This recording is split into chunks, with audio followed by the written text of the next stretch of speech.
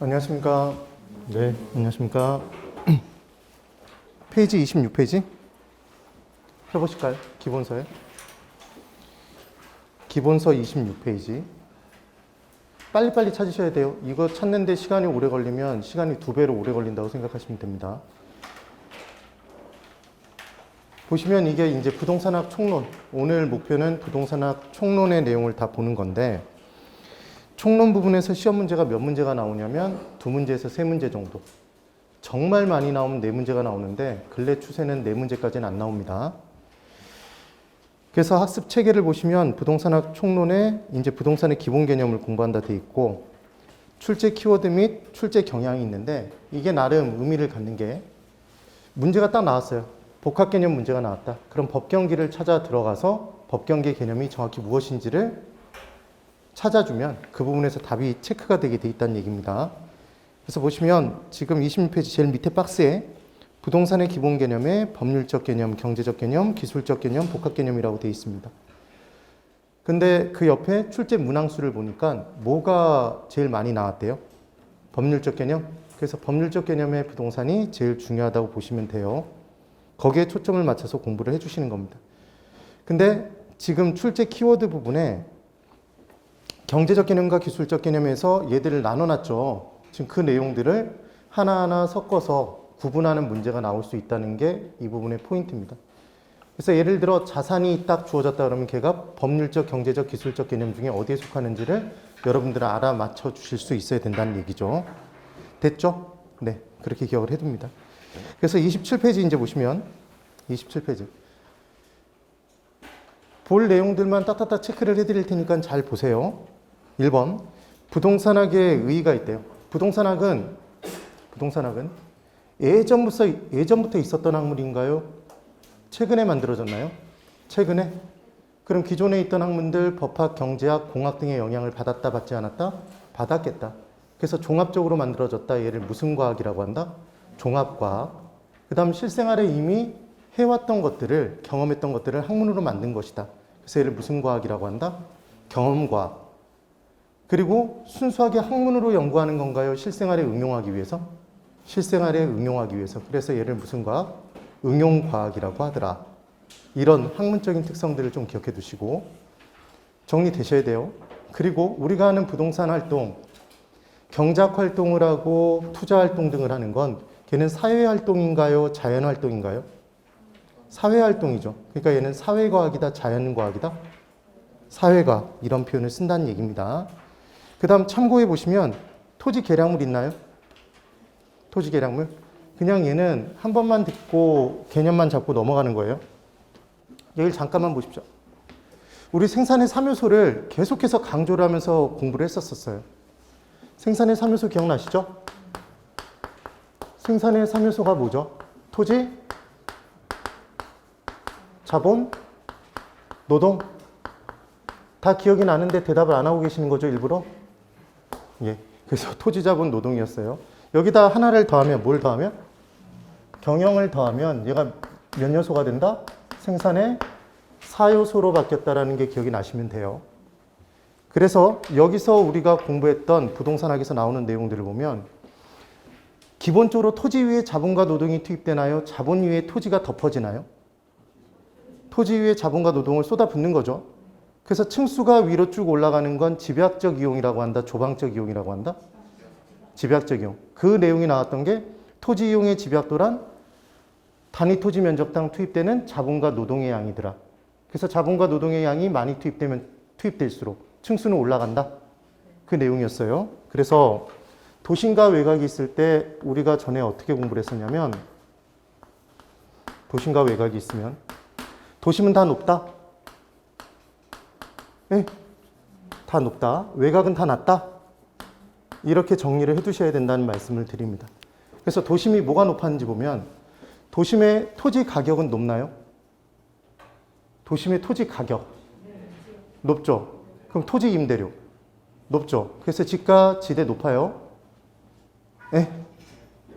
카톡은 울리면 안 되는데. 그 다음 단위 거리를 외곽으로 빠져나감에 따라 추가로 증가되는 교통비용을 뭐라고 했었죠? 단위가 나오거나 추가로가 나오면 무조건 뭘 붙인다? 한계. 어디 살아라는 누가 정해준다? 기초인문반에서 다 했었는데 어디 살아라는 누가 정해준다? 교주가 정해준다. 기억나셔야 돼요. 그래서 교주는 어디에서 힘이 세다? 교외에서. 한계 교통비용 곡선이 0이 되는 지점이 더 바깥쪽에 있을 때 교주가 한계 교통비용과 한계 주거비용이 같아지는 지점이 비용 극소화점으로 최적 주거 입지가 된다. 이 내용 했었죠. 그래서 한계 교통비용도 도심은 높고 외곽으로 갈수록 낮아지더라. 그럼 외곽으로 빠져나감에 따라 집값은 낮아지나요? 주택 임대료도 낮아지죠. 그때 외곽으로 빠져나감에 따라 추가로 감소하는 주거비용이 점점 커지더라, 줄어들더라? 줄어들더라. 그래서 한계 주거비용도 도심은 높고 외곽은 낮다? 네. 입찰 지대가 있는데 걔는 입찰 경쟁의 결과 발생하는 지대였어요. 그럼 걔는 도심은 높고 도심의 토지는 서로 이용하겠다고 경쟁이 치열하죠. 그렇죠. 유용성이 크니까 매출액이 많이 발생하잖아요. 그래서 입찰 경쟁 지대가 높고 외곽으로 갈수록 낮아지더라. 지금 다 뭘 하고 있냐면 도심은 다 높다, 외곽은 다 낮다를 체크해드리고 있는 거예요. 됐죠? 그래서 도심 부분에 산업의 이용은 서비스업으로 이용되나요? 농업으로 이용되나요? 서비스업? 서비스업은 우리가 학창시절에 공부할 때 3차 산업인가요? 1차 산업인가요? 농업, 목축업 등은 1차 산업, 제조업 등은 2차 산업, 서비스업 3차 산업 이렇게 공부했었죠? 그럼 3이 높나요? 1이 높나요? 3이 더 크죠, 숫자가. 그래서 도심은 3차 산업, 외곽은 1차 산업. 그래서 도심은 다 높고 외곽은 다 낮다.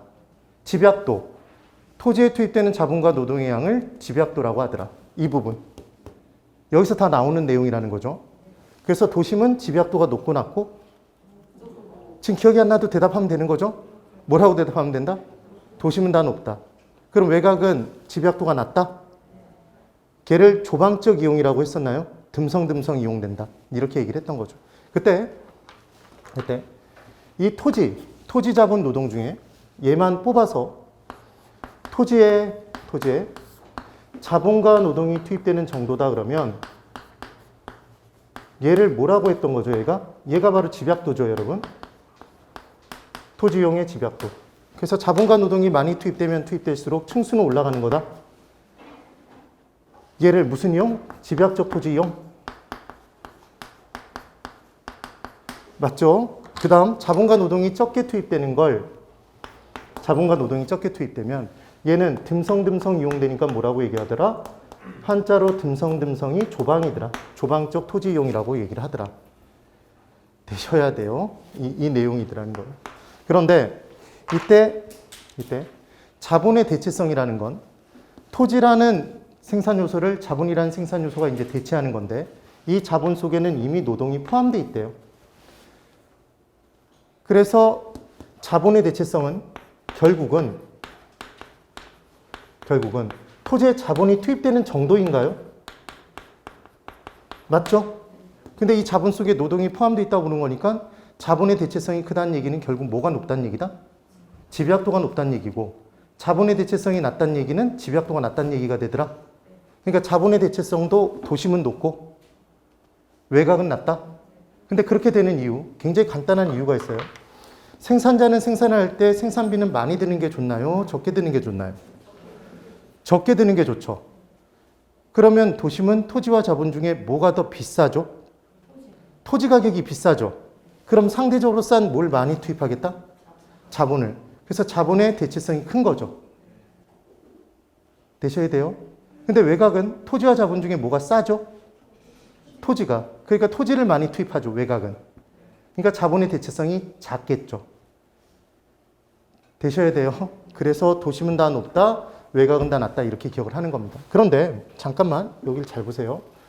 토지 자본 노동 중에 두 가지는 인위적으로 투입되는 거고 사람이 만들어내는 거고 하나만 자연물이에요. 뭐가 자연물이죠? 토지는 자연 그 상태로 존재하는 거죠. 그럼 이 토지에 이제 나온 게 뭐냐면 토지에 인공적인 힘인 자본과 노동이 투입돼서 만들어진 건 얘는 무조건 다 뭐라고 하냐면 얘를 토지 계량물이라고 해요. 뭐라고 한다? 토지 계량물. 계량물. 한 번만 들어보시면 돼요. 근데 이 토지 계량물이 그러니까 결론은 뭐냐면 토지에 뭐가 투입돼서 인공적인 힘인 자본과 노동이 투입돼서 만들어진 걸 토지 계량물이라고 하는 거예요. 그럼 자연 그 자체로 존재하는 건 토지 계량물이라는 표현을 쓴다, 안 쓴다? 안 쓴다는 얘기예요. 그럼 대답해 보세요. 하수도는 토지 계량물인가요? 토지 계량물이 아닌가요? 토지 계량물이죠. 왜? 하수도는 인간이 돌을 물이 흘러가는 하수가 흘러가는 길을 인간이 닦은 거잖아요. 만들었잖아. 맞죠? 그럼 하천은 토지 계량물이에요? 아니에요? 아니죠. 자연적으로 흘러가는 거잖아. 지목에서 공부할 때 하천의 가장 중요한 포인트는 자연적인 유수가 이루어지는 것. 되셨죠? 이 개념이 이해가 되셔야 돼요. 그런데 이제 여기가 이제 포인트인 거죠. 토지 계량물의 종류는 토지가 있으면 이 토지 위에만 있는 게 있대요. 그럼 얘를 토지상 계량물이라고 해요. 막 적을 필요 없어요. 이렇게 한 번만 듣고 마는 거예요. 토지에서 다른 토지로 연결되어 있는 걸 얘를 토지에 대한 계량물이라고 한답니다. 그럼 건물은 그 토지 위에 있죠. 건물이 대표적인 토지상 계량물이겠죠. 도로는 토지에서 토지로 연결시켜주죠. 토지에서 토지로 연결시켜주죠. 그러니까 토지에 대한 계량물이다 이런 표현을 쓰는 겁니다. 그런데 이제 뭐가 딱 단어가 꽂히냐면 계량이란 단어가 꽂히잖아요. 계량은 좋게 고치는 건가요? 나쁘게 고치는 건가요? 우리가 일반적으로 계량이란 단어는 원래 정확한 사전적 의미가 이거래요. 하자, 흠 등이 있는 걸 고쳐서 제거하고 좀 더 좋은 상태로 고치는 걸 얘를 계량이라는 표현을 쓴대요. 그래서 원래는 계량한복이란 말을 쓰면 안 된대요. 계량한복이란 말을 쓰면 전통한복에 하자, 흠이 있다고 가정하는 거래요. 그래서 계량한복이란 단어를 안 쓰고 생활한복이라고 그러죠. 사실은. 그런데 이제 이쪽. 그러니까 왠지 이게 이제 토지 계량물인지 한번 생각해 보세요. 토지가 있는데 이 토지에 자본과 노동을 투입해서 송전탑 하나를 만들었습니다. 송전탑. 얘가 이용되지 않고 있어요. 그럼 얘는 자연을 아름답게 꾸미나요? 훼손하나요? 훼손하고 있죠. 자, 토지 계량물이다. 토지 계량물이 아니다. 토지 계량물이에요. 그러니까 토지 계량물은 실제 계량 훼손 여부를 따지지 않고 자연물인 토지의 인공적인 힘인 자본과 노동이 투입돼서 만들어진 건 다 뭐라고 얘기한다? 토지 계량물이라고 얘기를 해요. 그게 지금 토지 계량물에 관련된 내용인데 우리 지금 공부하고 있는 게 무슨 이론반이죠? 심화 이론반이죠. 그래서 제가 이 부분에 나오는 내용들을 한번 다 설명을 드려본 거예요. 전체적으로. 기억을 한번 해보세요. 근데 이걸 주의 부분의 내용들만 한 번씩 살펴보면 되지 일일이 다 외우려고 하지 마시란 얘기예요. 중요한 건. 그 다음 이번에 부동산학의 학문적 성격에 이것들도 딱딱 바꿔서 문제를 낼 수 있기 때문에 한 번쯤은 체크를 해보자. 그래서 종합응용 사회과학인 거예요. 그 다음 괄호 3번에 27페이지 제일 밑에 괄호 3번 응용과학에 구체적인 학문이라고 돼 있나요? 실생활에 응용하기 위해서는 구체적인 얘기를 해야 되겠다. 추상적인 얘기를 한다. 구체적인 얘기. 그래서 구체적인 학문이지 추상적 학문이 아닙니다. 그 다음 28페이지 괄호 4번. 기존에 있던 학문들을 종합해서 만들었다. 종합과학이라는 표현을 쓰는 거죠. 그 다음 부동산학은 여러분 공법상의 규제가 있는데 그 공법상의 규제를 다 무시하고 부동산학에서 부동산의 이용은 이렇게 이용해야 된다라고 백날 얘기해봤자 실생활에 써먹을 수가 없겠죠. 그러니까 어떤 선을 정해놓고 그 선에 맞춰서 행동해야 된다라고 법 제도적 측면에 따라가는 걸 얘를 규범과학이라고 얘기를 해요. 되셨죠? 네, 그 다음 이제 3번에 부동산학의 3대 측면이라고 해서 법률적, 경제적, 기술적 측면의 내용이 시험에 본격적으로 나오는 내용이고 그 중에 뭐가 제일 많이 나온다? 법률적 측면이. 자, 이제 그 내용을 설명을 드려볼 겁니다. 자, 이쪽 다시 보세요. 지우면서 설명드릴게요. 생산의 3요소는 뭐예요? 토지, 자본, 노동이죠. 4요소는 뭘 포함시켜요? 경영을. 경영에 대한 대가를 우리는 뭐라고 했죠? 정상이윤. 그래서 생산비만큼만 매출액을, 생산비만큼만 가격을 받게 되면 공급자는 정상이윤도 못 누린다, 정상이윤만 누린다. 정상이윤만 누린다. 그래서 비용보다 가격을 높게 받으면 정상이윤을 초과하는 이윤이 발생하더라. 걔가 말 그대로 무슨 이윤? 초과이윤. 초과이윤이 발생하면 경쟁 나타나나요? 초과이윤을 얻기 위해서 신규 공급이 뛰어드는 거죠. 우리는 걔를 두 글자 뭐라고 한다? 경쟁. 경쟁. 그럼 경쟁의 결과 뭐는 소멸된다? 초과이윤 소멸돼요. 그럼 초과이윤이 소멸됐다는 얘기는 결국은 가격은 무엇과 똑같아지고 끝났다? 생산 비용과. 그래서 무조건 학개론이 끝나는 그 순간까지 시험장 들어가서 답안지를 제출하고 나오는 그 순간까지 개론에서는 최종적인 가격은 무엇에 일치시키면 된다? 비용에 일치시켜주면 된다. 그래서 비용이 올라가고 시작하면 가격은 무조건 뭐하고? 올라가고 끝나고, 비용이 불변이면 가격은 무조건 불변으로 원래 가격으로 돌아가고 끝나더라. 비용이 하락으로 출발하면 가격은 무조건 하락, 감소로 끝난다. 그게 포인트였던 거죠. 이해가 되시죠? 그런 내용들이 기억이 나야 된다는 얘기예요. 자, 이제 그러면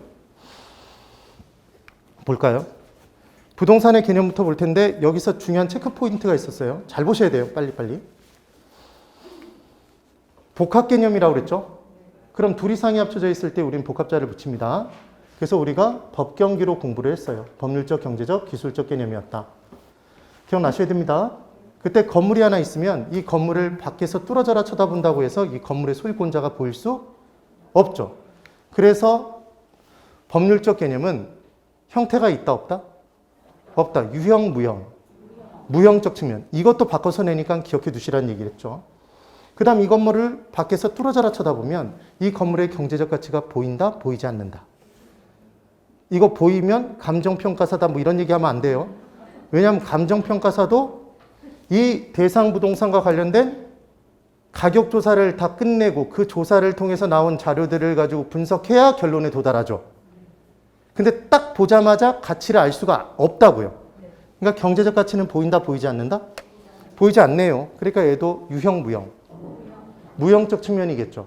근데 이 건물을 밖에서 뚫어져라 쳐다보면 몇 층짜리 건물인지, 목구조인지, 철골, 철근, 콘크리트 구조인지 보인다, 보이지 않는다? 보인다? 우리 지금 공부하고 있는 이 건물을 밖에서 쳐다보면서 나무로 만들었네 이럴 사람 없잖아요.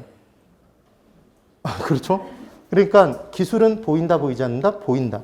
그래서 기술적 개념만 유형적 측면이었다. 얘를 바꿔서 묶어서 시험 문제 나온 적이 있었고 또 나올 가능성이 있다는 얘기죠. 기억 꼭 해두셔야 돼요. 그 다음 이제 법률적 개념의 부동산부터 들어가 보는데 잘 보셔야 됩니다. 민법 제99조 1항에 이거 99조 1항 시험에 안 나오죠? 2항이라고 안 나온다고요. 그런 걸 외우지 말라고. 그래서 1번에 협의의 부동산이 있습니다. 협의는 좁은 의미였죠? 그래서 얘를 좁은 의미의 부동산이라고도 하고 칠판. 어디에 규정돼 있죠? 민법에. 그래서 얘를 무슨 부동산? 민법상 부동산이라고도 하더라. 근데 얘를 민법상 부동산이라고 부르는 건 개론에서만 그렇게 부르는 거예요. 부동산학 개론에서만. 민법에서는 민법상 부동산이라고 얘를 안 부르겠죠, 당연히. 네. 그래서 협의의 부동산은 토지 및 건물이다, 토지 및 그 정착물이다. 그 정착물이기 때문에 그 정착물은 토지 정착물이고 이 토지 정착물 중에 하나의 종류가 건물이다. 그게 기억이 나셔야 돼요. 그래서 협의의 부동산을 좁은 의미의 부동산이라고도 하고 민법상 부동산이라고도 하더라. 기억하시면 됩니다. 그 다음 토지 소유권의 법률적 개념이 있었어요. 민법 제211조에 211조 소유자는 한정이 없이 무한대로 자신의 토지 소유권을 자유롭게 이용할 수 있다 그러면 X였죠. 그래서 법률의 범위 내에서 그 소유물을 사용, 수익, 처분할 수 있는 권한이 있더라. 맞나요? 그래서 법률의 범위라고 얘기를 했는데 그 법률의 범위에 뭐라고 돼 있냐면 토지의 소유권은 지표 공간에만 끼쳐지나요? 공중에만 끼쳐지나요? 지하에도 끼쳐지나요? 다죠. 그래서 3차원 입체 공간에 끼쳐진다. 그래서 토지의 소유권은 정당한 이익이 있는 범위 내에서 토지의 상하에 미쳐진다라고 돼 있죠. 근데 중요한 건 지금 정당한 이익이 있는 범위 내라고 얘기를 했나요? 몇 미터가 정해져 있나요? 정해져 있지 않죠? 그러니까 지금 토지 소유권의 범위는 상하로 입체적이지만 몇 미터까지라고 정해져 있지 않네요? 그래서 구체적이다, 구체적이지 않다. 구체적이지 않다. 구체적으로 정해져 있다 그러면 X인 거죠. 되셔야 돼요. 그래서 정당한 이익이 있는 범위 내라고 얘기해서 구체적이진 않은 것이다. 기억을 꼭 해두셔야 되고. 사용수익 처분할 수 있다라고 얘기를 했습니다. 그러면 자, 이제 이게 한 가지 포인트인 거죠. 토지 소유권자는 자신의 토지를 자기 마음대로 어디에 있는 토지든지 간에 내가 짓고 싶은 건물 다 짓고 내가 짓고 싶은 면적 다 짓고 내가 올리고 싶은 층수를 다 올릴 수 있나요? 없죠. 그렇죠? 그러니까 공법상의 제약을 받더라 받지 않더라? 받으니까 똑같은 토지여도 다른 사람보다는 더 많이 사용할 수 있거나 적게 사용하거나 달라지네요. 그러면 상대적인 거죠. 그러니까 절대적 자유권이다, 토지 소유권은 상대적 자유권이다? 상대적 자유권이라고 얘기를 하는 거죠. 절대적 자유권이 아니에요. 그 다음 이제 헌법 122조에 이런 법을 외울 필요는 없다는 얘기였어요. 개념을 이해하시는 거예요. 국가는 국토의 효율적이고 균형 있는 이용을 해야 될까요? 불균형한 이용을 해야 될까요?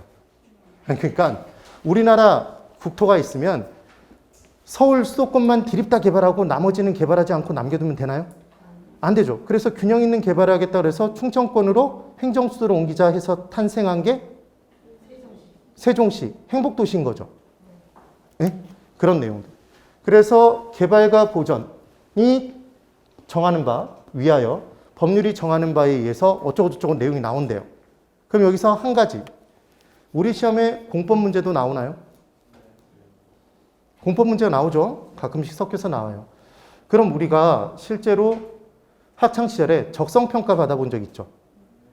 그럼 적성평가는 진로가 확실하게 결정된 사람은 적성평가를 받나요? 안 받죠. 그러니까 앞으로 어디로 가야 될지 진로가 확실하게 정해지지 않았을 때 뭔가 경합이 이루어지고 있을 때 적성평가하죠. 그래서 어떤 한 토지를 놓고 개발할 것인지 보전할 것인지 경합이 이루어지고 있다면 그때는 토지 이용 적성평가 하겠네요. 그게 공법상 나오는 내용인 거죠. 그러니까 이런 내용들이 결국은 다 시험에 나온다는 얘기예요. 결론은. 그래서 법률이 정하는 바에 의하여 그에 관한 필요한 제한과 의무를 과할 수 있다, 부과할 수 있다 이렇게 돼 있죠. 그래서 중요한 건 공적인 제한이 가능하다, 불가능하다? 가능하고 우리나라 모든 토지는 다 공법상 제약이 있더라, 없더라? 다 있어요. 우리나라 모든 토지는 공법상 제약을 다 받고 있어요. 그래서 땡땡 토지는 공법상 제약이 없는 땅이다 그러면 걔는 무조건 X였죠. 기억이 나셔야 됩니다. 그래서 유용성이 가장 큰 나지는 공법상 제약만 있고 물리적 제약과 사법상 제약이 없는 땅이었죠. 그런 내용까지도. 그래서 토지 소유자 마음대로 이용할 수 있는 건 아니더라. 그래서 절대적 소유권이 아니라 상대적 소유권이다 이 표현을 쓴다라는 걸 꼭 기억을 해두셔야 돼요. 상대적 소유권 또는 상대적 자유권이다. 그 다음 이 부분에서 토지 공개념의 개념이 나온 거죠.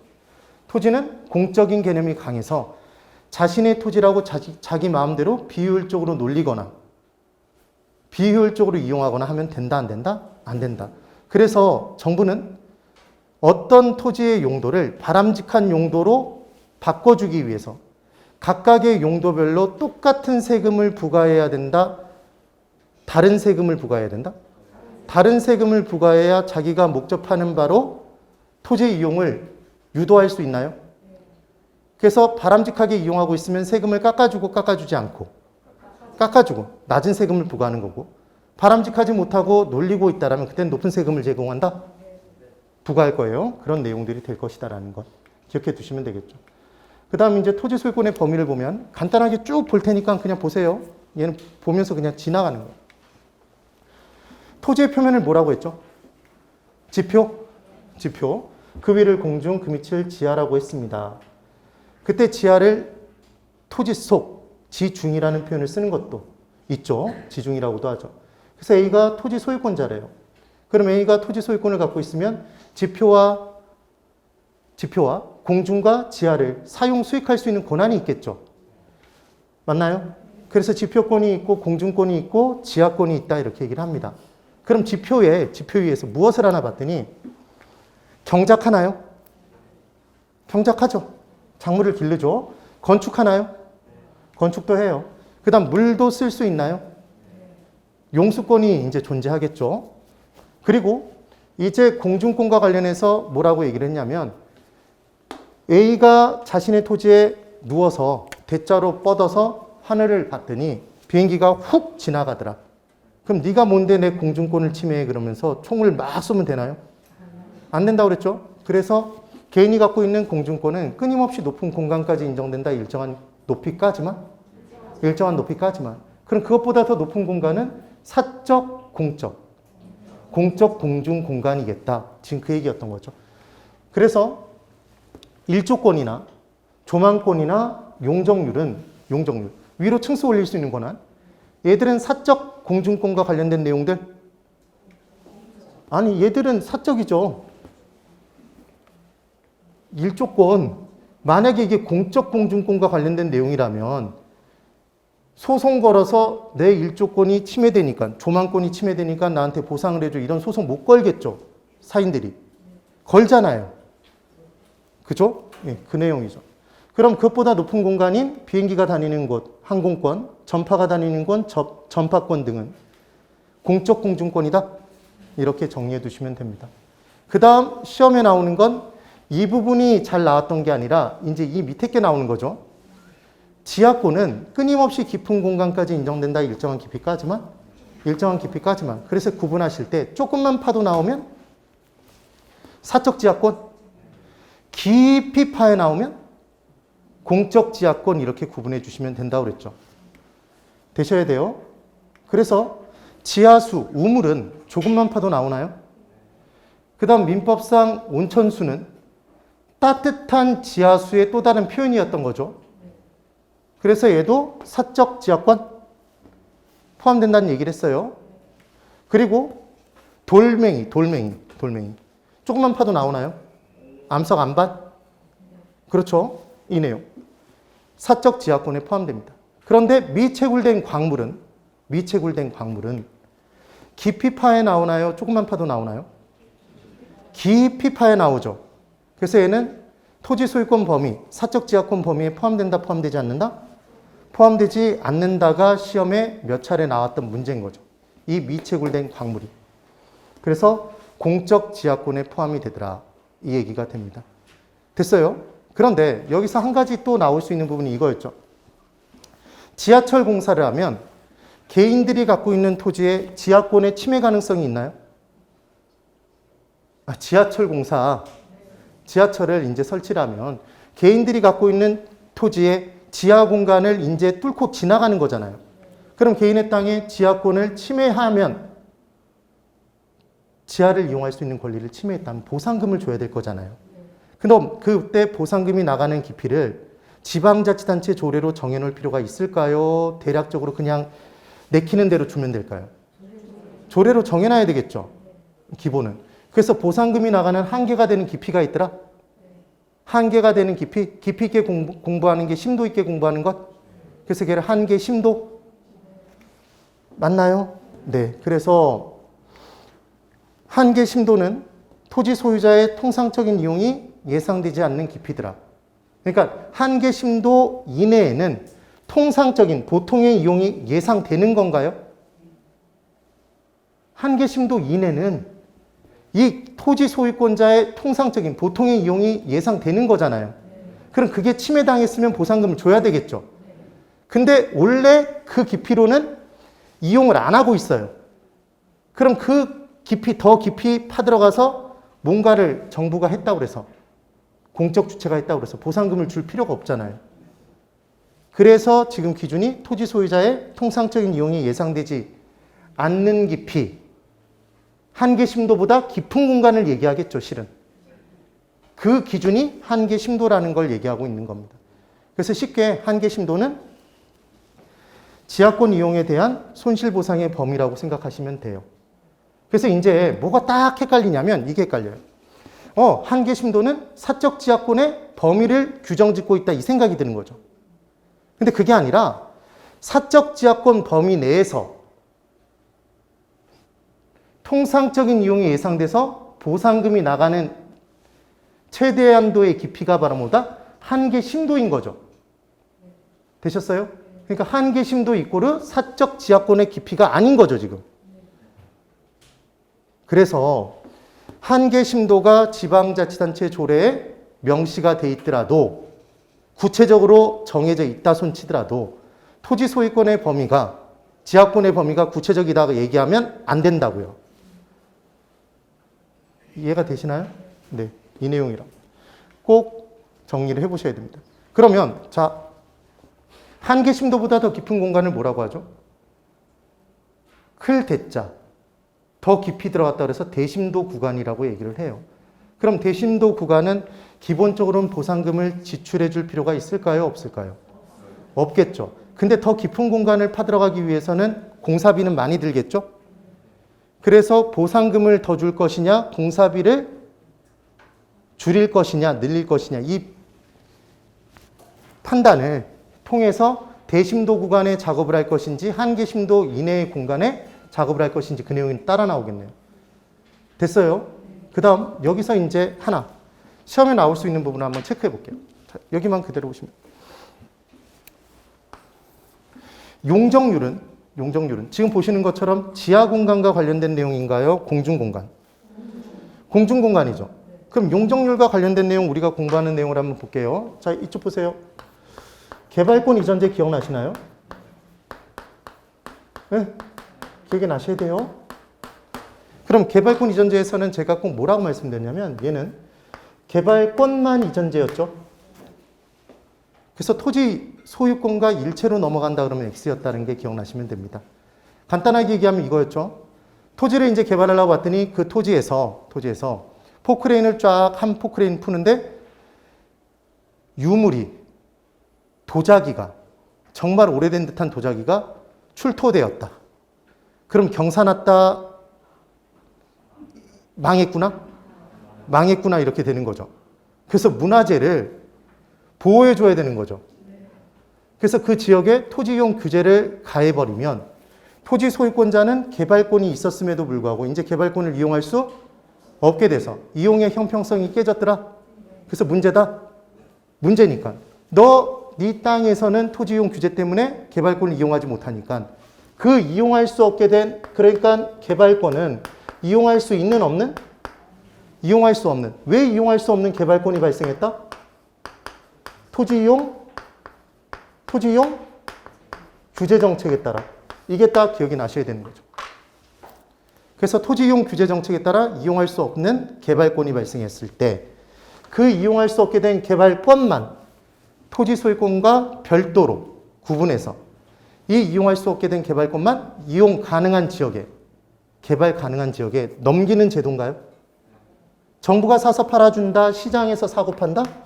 시장에서 이거 정부가 사서 팔아준다 그러면 X예요. 그럼 개발 가능 지역에서 개발권을 사들인 사람은 원래의 용적률 제한보다 더 높은 개발이 가능한가요? 그래서 중요한 포인트는 뭐였냐면 개발권 이전제는 이 사들인 개발권을 뭐로 전환시킨다? 뭐로? 얘가 용적률로 전환되는 거죠. 네. 그러니까 개발권은 곧 용적률이라고 보시면 되는 거죠. 된 거예요? 그럼 칠판 보고 대답해 보세요. 개발권 이전제가 실시가 되면 개발 가능한 지역에서는 예외적인 개발이 가능해짐에 따라 주변 지역의 통행 통풍체 강의 문제점이 생길 수 있다. OX? O. 개만 높이 올라가니까. 네? 그럼 이용의 효율성은 더 높아지는 거다? 떨어지는 거다? 이용의 효율성이 떨어지는 거네요. 그럼 문제다? 문제가 아니다? 문제니까. 지역지구제의 틀 자체가 와야 될 수 있으니까 우리나라에서는 시행한다, 시행하지 않는다. 얘 시행하지 않는다가 포인트죠. 이게 시험 문제에 굉장히 많이 나왔던, 자주 나왔던 문제 중에 하나였던 거죠. 되셔야 돼요.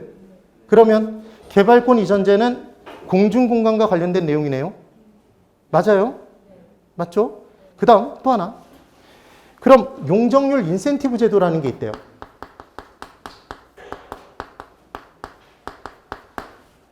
그럼 용적률 인센티브 제도는 우리가 인센티브를 준다 그러면 더 얹어주는 거죠. 뭔가 잘했을 때 잘못했을 때? 잘못했을 때 이거 좀 난리 납니다. 사회 엉망이 돼요. 뭔가를 잘했을 때 바람직할 때 인센티브를 주겠죠. 이것의 대표자가 뭐냐면 그냥 토지가 있는데 그 토지의 80% 건폐율로 그러니까 전체 100평이면 80평의 건물을 덮을 수가 있었는데 네. 면적을 지을 수 있었는데 그때 토지 소유자가 50만 덮고 나머지를 녹지로 조성하겠대요. 기특해요? 기특하지 않아요? 기특하죠. 바람직하잖아. 이 삭막한 도시 공간에 녹지를 더 많이 조성하겠다는데 얼마나 기특해요. 그러니까 너는 너무 기특한데 위로 더 올려버려. 이러는 거죠. 그냥 간단하게. 그게 바로 뭐다? 용적률 인센티브 제도. 그럼 용적률 인센티브 제도는 공중공간과 관련이 있나요? 공중공간과 관련이 있나요? 지표공간인가요? 지하공간인가요? 공중이죠, 공중. 공중이라고 지금 그렇게 얘기를 하고 있는데 딴소리를 하잖아, 지금. 됐죠? 됐어요. 그럼 다시. 민법에서 지상권이 나오면 지상권은 토지의 위를 이용할 수 있는 권리인가요? 아직 난 민법을 공부를 안 해서 모르겠다. 손 들어보세요. 지상권 다 공부하셨죠? 네. 그래서 지상권의 경우에 수목이 들어가야 들어가지 않아요?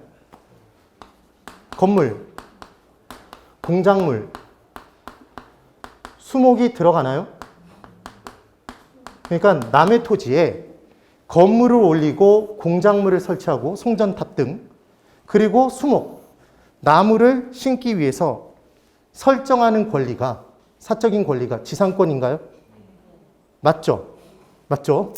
그런데 이제 구분지상권이라는 게 있었죠. 예? 구분지상권이 있어요. 그럼 구분지상권은 지상공간, 지하공간에 일정한 구분층만 설정하는 거죠. 권리를. 그러니까 이 공간 전체에다가 다 설정하는 게 아니라 이 부분 어떤 일정한 부분에 지하 공간에 25m부터 35m 이런 식으로 설정하는 게 구분 지상권이죠. 특이하게 지상권이라고 돼 있는데 지하 공간과 관련이 있죠. 위도 그렇지만 그러니까 지하철이 다니는데 지하철이 마른 지하철인데 위로 올라가 있는 지하철도 있죠. 네. 그렇잖아요. 그래서 지금 설명드리는 내용은 구분지상권 부분에서는 어떤 한 층만 차지하는 건 건물은 그 층만 차지하게 지을 수 있나요? 기본적으로는 좀 불가능하죠. 근데 그래도 얘들은 가능하죠. 그런데 수목이 나무가 자라는데 이런 식으로 자랄 수 있나요? 얘가 없어요, 여기. 여기만 붕붕 떠다녀. 불가능하죠. 뿌리가 뻗는데 이 부분은 없어. 그리고 이 밑에만 있대요. 이게 불가능하죠. 그래서 구분지상권이라는 개념이 나온 건 기본적으로 지하철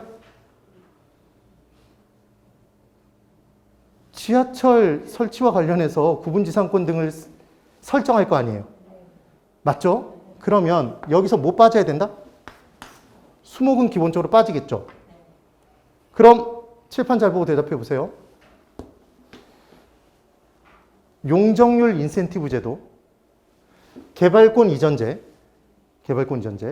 구분지상권은 모두 공중공간과 관련된 내용이다. O, X. 공중공간 관련된 내용 맞죠? 아니 지금 얘 둘은 공중공간과 관련이 있고 공중공간만 관련이 있고 구분지상권은 공중도 있고 지하도 있다고 그랬잖아요. 예? 그러니까 셋 다 공중공간과 관련된 내용 맞는 거지. 듣고도 지금 이해를 못 하잖아요, 지금. 뭔 얘기를 한 거냐면. 지금 무슨 말씀을 드린 거냐면, 개발권 이전제하고 용적률 인센티브 제도는, 예? 얘는. 공중공간과 관련이 있죠? 네. 그 다음, 지금 구분지상권은 구분지상권은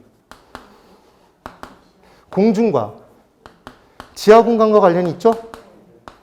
지하철이라며 지하철. 그러니까 셋 다 공중 공간과 관련이 있다 그러면 5다 X다? 5죠. 여러분들이 왜 객관식 문제를 잘 못 푸냐면, 못 푸시는 분들이 있냐면 이 문장 구조를 이해를 못 하기 때문에 그런 거예요. 중개사법 문제의 천지죠. 개념이. 그래서 나중에 문제 푸는 요령들을 설명드릴 때 여기 보세요. A는 B이다 그러면 A는 B이다 이렇게 얘기를 하면 A와 B가 같다는 거잖아요. 네? 그러니까 A에는 또 다른 게 포함이 된다 안 된다? 안 되고 B만이다 이 얘기인 거죠. 이 문장 구조가 그렇다고. 네? 그런데 A에는 B가 속한다 그러면 얘는 포함 범위가 이 둘이 같다가 아니라 이렇게 되는 건가요? 이게 맞나? 이 부호가? 그래서 A에는 B가 포함되어 있는 거죠. 네? 그러니까 A에는 다른 애들도 있을 수 있다? 있다는 얘기인 겁니다. 그래서 아까 잠깐만. 우리가 공부했던 내용에 뭐가 있었냐면 협의부동산이 있었죠? 협의부동산. 그럼 그 부분을 적어놓고 판단해보면 이게 계속 문제잖아요. 이렇게 제가 적은 만나보세요. 협의부동산은 토지 및 그 정착물이다. 이게 O인가요? X인가요? 네? 아까 협의의 부동산은 토지 및 그 정착물이다 그랬잖아요. 정확히 맞는 문장이잖아. 맞죠? 그런데 이 문제를 이제 어떻게 내냐면 협의의 부동산은 토지와 건물이다 이렇게 문제를 준다고요. 얘는 O예요, X예요? 얘는 X죠. 왜냐하면 그 정착물에 건물, 수목돌담, 교량 등 이런 내용이 들어가잖아요. 이게 만약에 O가 돼버리면 협의의 부동산은 토지와 건물인 거죠. 다른 애들은 하나도 포함되지 않고. 네. 그러면 협의의 부동산은 토지와 건물이 속한다. 얘는 O인가요? 얘 O죠. 이런 걸 판단하실 수 있어야 된다는 얘기예요. 되셨죠? 이거 문제 나오면 거의 대부분 못 풀어요. 이게 무슨 얘기인지를 잘 못 알아듣는다고. 됐어요? 그래서 지금 토지 소유권의 범위 부분에서 시험에 좀 나올 수 있는 부분을 설명을 한번 드려본 거죠. 그리하여 지금 토지 소유권의 범위는 입체적이다, 입체적이지 않다? 입체적이다. 그런데 몇 미터까지가 정해져 있는 게 아니더라. 그래서 구체적이다, 추상적이다? 네, 구체적이다? 구체적이지 않다. 얘를 꼭 기억해 두시라고 얘기를 했죠. 얘 집어넣으면 은근히 헷갈립니다. 그래서 지금 보시면 공중권은 두 개로 나눠져 있죠. 지표권 하나죠. 지하권 둘이죠. 쓸데없이 212를 그냥 한번 얘기해 본 거죠. 안 나오죠. 212조인데 그게 나오진 않는다고. 근데 중요한 건 그냥 그걸 가지고 공중공간을 모두 다 우리가 가질 수 있는 게 아니고 권리를 일정한 높이, 일정한 깊이까지만 가질 수 있다. 사적 지하권도 그렇게만 기억을 해보시자는 얘기입니다. 됐어요? 그 다음 협의부동산 중 정착물의 개념에 대해서 이제 설명을 한번 볼 거예요. 여러분 정착물 부분은 따로 띄어서 시험 문제에 나올 수 있는 부분이에요. 진짜로. 그래서 내용들을 보는데 우리 지금 교재에서는 뭐 뒷부분에 지금 있는 내용 빼놓고 34페이지? 34, 35. 네. 그 정착물에 대해서 설명을 드려볼게요. 우리가 어디에 정착했다 그러면 거기에 잠시 잠깐 머무는 건가요? 계속 거기에 사는 건가요? 아니, 우리가 어느 곳에 정착해서 산다 그러면 잠깐 머무를 때 정착이란 단어를 쓰나요? 아니죠. 그 사회의 구성원으로 그 지역사회의 일원이 돼서 떼어낼 수 없이 거기에서 계속 머물러 살 때 우리는 정착했다는 표현을 쓰죠. 그럼 토지 정착물은 원래는 움직이는 재산 동산이었는데 토지에 딱 달라붙어서 그 토지로부터 떼어낼 수 없게 이용하는 게, 계속 붙여서 사용하는 게 통상적으로 이용되는, 인정되는, 걔를 뭐라고 얘기를 하겠다? 토지 정착물이라고 하겠죠. 토지에 정착된 물건. 그럼 토지를 넘기는 순간 토지 정착물도 넘어간다, 넘어가지 않는다? 넘어가요. 그런데 그때 예외적으로 넘어가지 않는 것들이 있죠. 그게 토지로부터 독립된 정착물, 무슨 정착물? 독립 정착물이라고 얘기를 했고, 넘어가는 건 토지에 종속된 정착물, 종속 정착물이라고 하더라. 예? 아예 그냥 토지에서 마음껏 분리 가능한 건 걔는 정착물이다, 동산이다? 동산이다. 그 구분 포인트였던 거죠. 그래서 보시면 원래는 동산이었으나 토지나 건물에 설치, 정착되어 쉽게 이동할 수 없는 상태로, 그러니까 쉽게 이동할 수 없다는 건 쉽게 분리가 불가능하게 됐다는 얘기죠. 사회적, 경제적으로 계속적인 이용이 인정되는 물건, 얘가 바로 뭐다? 정착물인 거예요. 되셨죠? 그래서 주택, 상가, 울타리 등 토지의 부가가치를 더한 계량물이 나오더라. 계량물이라는 표현 또 나왔죠? 자, 이쪽 보실까요? 주택, 상가, 울타리는 토지에 인공적인 힘이 가미돼서 만들어진 것인가요? 맞죠? 자본과 노동이 투입돼서 만든 거잖아요. 그래서 이 계량물이라는 단어가 나온 겁니다, 지금. 그 다음, 민법상 이제 물건의 구분은 종속 정착물은 말 그대로 어디에 종속된 정착물이다? 토지에. 그래서 토지의 일부로 간주하는 거고, 독립 정착물은 토지와 분리하여 독립된 부동산으로 간주하는 것이다. 자, 저를 보세요. 우리나라에서는 토지와 별도로 건물 팔 수 있나요? 우리나라에서는 토지와 별도로 건물 팔 수 있다? 다시 질문 바꿀 거예요. 토지와 건물의 소유권자가 다를 수 있다? 다를 수 있죠? 그래서 나온 개념이 민법상의 법정지상권 뭐 이런 내용들을 여러분들이 공부하는 거잖아요. 그렇죠? 예. 민법 열심히 하세요. 예. 그래서 이제 독립정착물 부분에 시험에 나오는 건 건물은 독립정착물이라는 걸 누구나 다 알아요. 독립해서 팔 수 있다는 걸 다 안다고요. 근데 뭐가 이제 헷갈리냐면 나무의 종류가 헷갈립니다. 나무. 그래서 나무에 대해서 한번 설명을 드릴게요. 나무는 시험에 나무라고 나오나요? 수목이라고 나오나요? 수목이죠, 수목. 그래서 수목의 경우에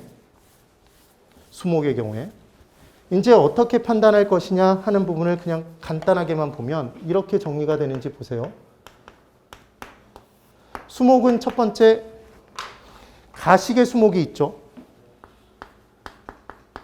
정식과 가식의 차이는 어떤 한 장소에 말 그대로 완전히 심어졌으면 정식의 수목, 심을 식자.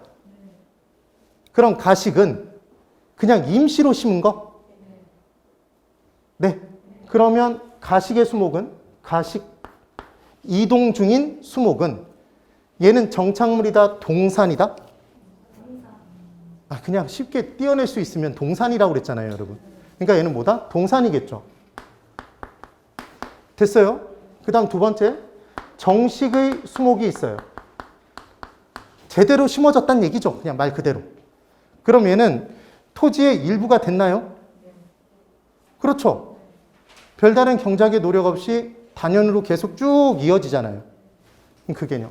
그럼 얘는 정착물이다? 정착물이죠. 종속 정착물, 독립 정착물? 아니, 집에 나무가 심어져 있는데 그 나무만 별다른 아무런 조치를 안 하고 다른 사람에게 팔 수 있나요?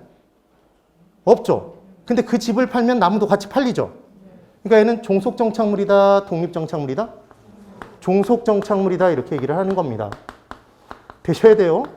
그런데 이제 나무에 뭘 했냐면 띠를 둘렀어요.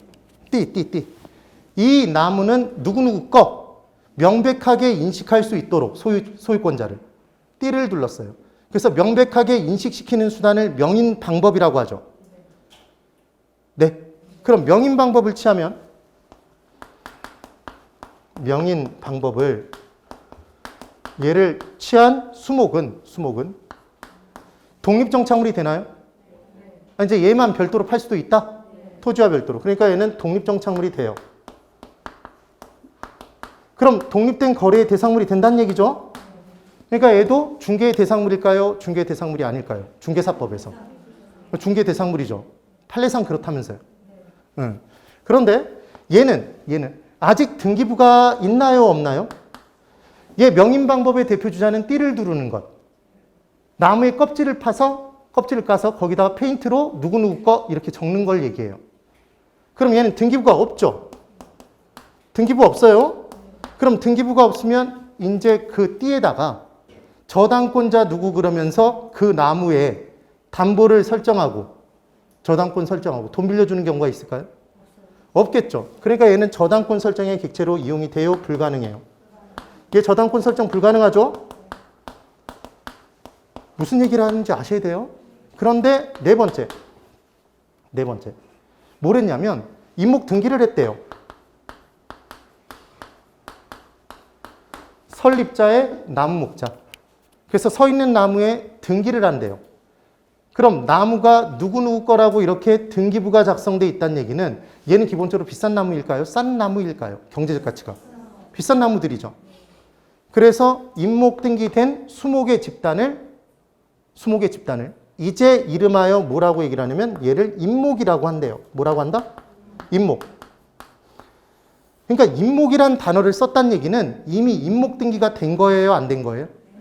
된 걸 얘기하는 겁니다. 그러니까 등기된 임목이라고 얘기할 필요가 사실은 없는 거죠. 임목이면 등기가 돼 있는 거라고. 임목 등기가. 되셨죠? 그럼 얘는 등기부가 있어요? 없어요? 있죠? 그럼 누구 건지 정확히 명확히 드러나죠? 경제적 가치도 있죠? 그럼 얘는 독립된 정착물일까요? 그렇죠. 그래서 독립정착물이에요. 등기부 있죠? 그러니까 이 등기부에 저당권 설정 가능할까요? 가능하죠. 이 내용이 되는 거죠.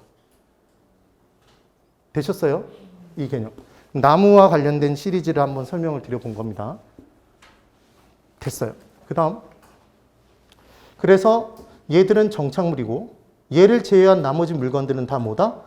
동산이라고 하는 거죠. 동산. 네. 그래서 칠판 그대로 토지 매매 계약이 이루어진대요. 갑에게서 을에게로 넘어간답니다. 잘 보세요. 토지가 실제로 갑이 을에게 팔면 을이 들고 옮기나요? 자기가 원하는 장소로? 그럴 수 없죠. 무슨 성? 이동 불가능한 성격, 부동성의 특성 때문에 토지 소유권이 넘어가는 거죠. 그럼 토지 소유권이 이제 을에게 넘어가면 당연히 토지는 넘어가나요? 을 소유가 된 거죠. 그런데 이제 토지 위에 물건들이 있었어요. 토지 위에 붙어있는 물건들이 있더란 얘기예요. 그럼 이 물건들이 갑의 소유로 그대로 남는지 을의 소유로 바로 바뀌는지 따져봐야 될 거잖아요. 그럼 동산이라면 넘어갈까요? 넘어가지 않을까요? 자, 중요한 건 갑이 을에게 넘긴 건 지금 토지 소유권이지. 토지, 부동산을 넘겼지 동산을 넘긴 게 아니잖아요. 네. 그러니까 이 토지의 일부라고 판단되면 넘어가겠지만 토지의 일부로 판단되지 않고 동산으로 판단된다면 넘어가지 않는다가 포인트겠죠. 그래서 사실은 정착물의 구분을 해보겠죠. 우리가 이런 실익이 있기 때문에. 그래서 이 토지 위의 물건들을 정착물과 동산으로 크게 나누고 정착물은 두 가지로 쪼개겠죠. 토지에 종속된 정착물과 얘는 토지의 일부죠. 그럼 얘는 토지가 넘어가는 순간 넘어가 버린다? 넘어간 거고. 토지와 독립된 정착물은 말 그대로 독립돼 있으니까 토지 넘겼다고 얘가 같이 넘어가는 건 아니죠. 그래서 얘는 그대로 매도인 갑의 소유가 되는 거고 동산은 부동산 넘긴 거니까 동산 안 넘어가죠. 토지의 일부가 아니니까. 이 내용을 판단해 주시면 된다는 얘기입니다. 그런데 시험 문제에서 기본적으로 독립정착물의 종류는 무엇입니까? 종속정착물의 종류는 무엇입니까? 이런 문제는 나온 역사가 없어요. 우리는 토지 정착물 중에 토지와 독립해서 거래할 수 있는 정착물도 있다라는 사실을 알면 되죠. 그게 무슨 정착물? 독립 정착물. 그렇게 정리를 해두시면 됩니다. 됐어요? 그 다음 이 부분에 이어지는 내용들은 이제 10분간 쉬었다가. 자, 잠깐만 절 보세요.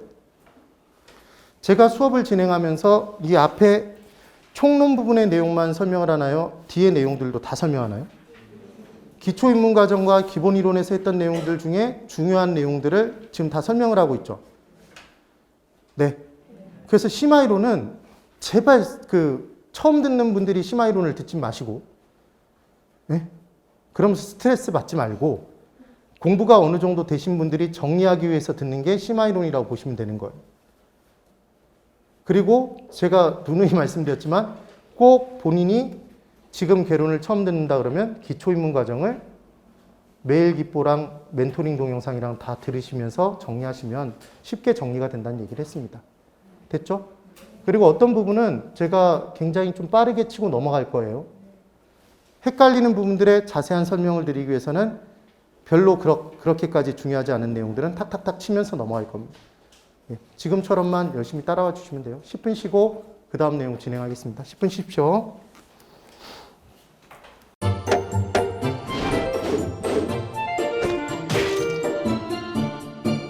안녕하세요. 공인중개사 민법을 강의하고 있는 양민입니다. 자, 제가 준비한 거는 공인중개사 자료를 쉽게 다운받는 꿀팁을 준비해 보았습니다. 자, 공인중개사를 공부하다 보면 방대한 양의 자료를 접하게 됩니다. 하지만 그것을 일일이 다 출력을 하시거나 보관을 하는 데는 불편함이 따르죠. 이를 해소하기 위해서 핸드폰을 쉽게 활용할 수 있는 꿀팁을 준비했습니다. 네이버 밴드라는 어플을 통해 필요한 자료들을 보거나 다운받을 수 있습니다. 이 네이버 밴드를 활용하는 방법을 하나씩 알려드리도록 하겠습니다.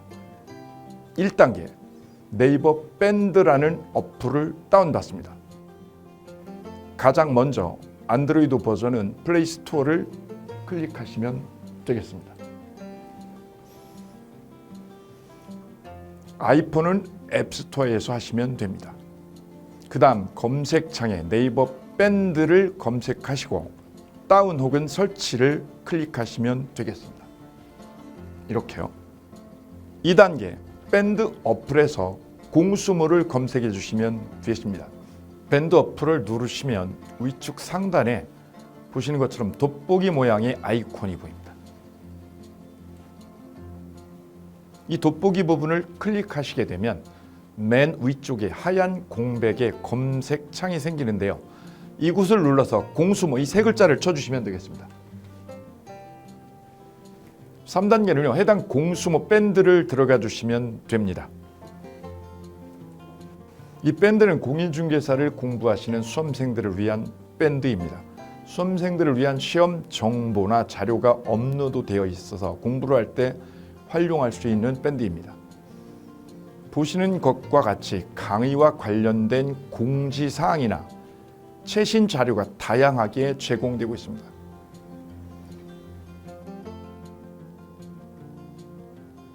(4단계) 또 다른 꿀팁 모바일 일일학습법에 대해서 소개드릴까 합니다. 이제 핸드폰으로 짬 시간을 활용하셔서 공부하는 학습법을 알려드리도록 하겠습니다. 자료 페이지에서 뒤로 가기를 누르시면 처음 보셨던 페이지가 뜹니다. 여기서 내려가 보세요. 모바일 일일 학습이란 코너가 보입니다. 이 부분을 누르게 되면요. 매일 한 개씩 핵심 부분이라고 할 수 있는 문제가 업로드되어 있고요. 더 아래로 쭉 내려가시면 정답과 해설 부분을 볼 수가 있습니다. 맨 아랫부분을 보시면 이렇게 댓글 쓰기도 남길 수 있으시죠. 스마일 부분을 눌러 좋아요로 표시할 수도 있습니다. 짬을 내어 스스로 학습한 뒤 모르는 부분을 질문할 수도 있고 하루 동안 공부했던 것을 정리하시거나 공부한 소감을 적어 놓으실 수도 있습니다.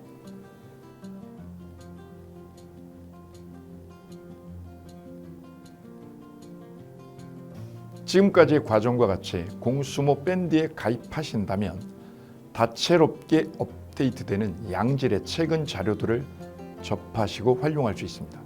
꼭 가입하셔서 좋은 자료 많이 활용하시기 바랍니다.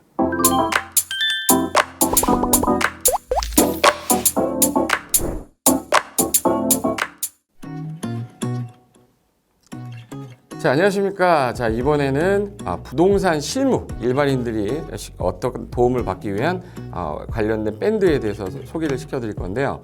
일단은 검색창에다가 365 부스라고 치시면 돼요. 365 부스인데 365일 부동산 스터디라는 밴드예요. 네이버 밴드인데 365 부동산 스터디라는 밴드 일단 클릭하시면 현재는 이제 4만 명 정도 되는 밴드인데요. 우리가 일반인들이 어떤 부동산 정보를 습득하는 데 있어서 이 정보를 얻기가 되게 쉽지가 않습니다. 내가 어딘가를 찾아본다고 해서 잘 찾을 수 있는 것도 아니고, 어떤 전문가들이 하는 말들이 이 친밀성이 있는 건지 아닌지에 대해서도 우리가 잘 믿을 수가 없는 거기 때문에 그런 정보를 그래도 좀 손쉽게 찾아볼 수 있게끔 저희 이제 이 밴드에 구성된 전문가들이 정보를 좀 제공해 주는 거기 때문에 아마 유용하게 활용할 수 있을 거고요. 내가 부동산 중에 토지를 좀 알고 싶다, 또는 상가를 좀 알고 싶다, 또는 나는 내 집 마련을 위해서 청약이 좀 궁금하다.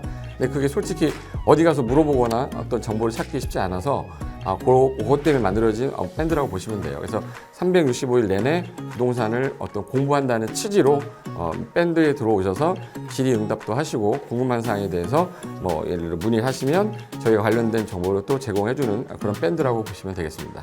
어떤 밴드냐면 한번 보시면은 지금 현재는 공지사항이 제일 먼저 나올 건데요. 이 공지사항은 기존에 있던 오프라인이 어떤 강좌가 있으면 그 강좌에 관련된 거 세미나라든지 그래서 평소에 이제 우리가 이제 접하지 못했던 강의들 있죠. 이렇게 진행이 된다라는 거 공지를 좀 하는 그런 내용들이고요. 하나 좀 더 올리면 자, 이제 우리 교수님이에요. 교수님 중에 상가 교수님이 최근에 예를 들어서 법이 바뀌었어요. 법이 바뀌게 되면 최근에 바뀐 법이 이런 바뀐 법이 있으니 중개업을 한다거나 투자를 할 때 좀 유의해서 알아보시면 좋겠습니다라는 거를 올려놓을 거예요. 기존에 올려놓은 자료가 있으면 또 찾아보시면 되는 거니까 이렇게 해서 계속 밴드에서 소식을 받으시면 실전에 굉장히 도움을 많이 받을 거라고 예상합니다. 부동산 관련된 내용 중에서 하나 더 보시면 이제 랜드프로에서 직접 우리 프로그램 만들고 있어요. 그래서 부동산 까발리기, 부동산 부티크 이런 TV 관련돼서 부동산 팁 있죠. 예를 들어서 청약을 받아야 되냐 말아야 되냐, 지금 강남권 아파트를 투자해야 되냐 말아야 되냐, 이런 정보를 쉽게 여러분들이 접하지 못하기 때문에 그런 관련된 것들을 시대에 맞게 흐름에 맞게 부동산 시장이 이제 요동치면 내가 지금 집을 팔아야 되냐 사야 되냐 그런 것들에 대해서 신속하게 정보를 들을 수 있는 밴드니까 시간이 나실 때마다 자주 들어오시고 저도 자주 들어와서 좋은 정보 남겨드릴 테니까 자주 들어오시기 바랍니다. 저는 부동산 공법하고 부동산 토지 투자를 강의하는 고상철이었습니다. 자주 밴드에서 뵙도록 하겠습니다. 자, 수고하셨습니다.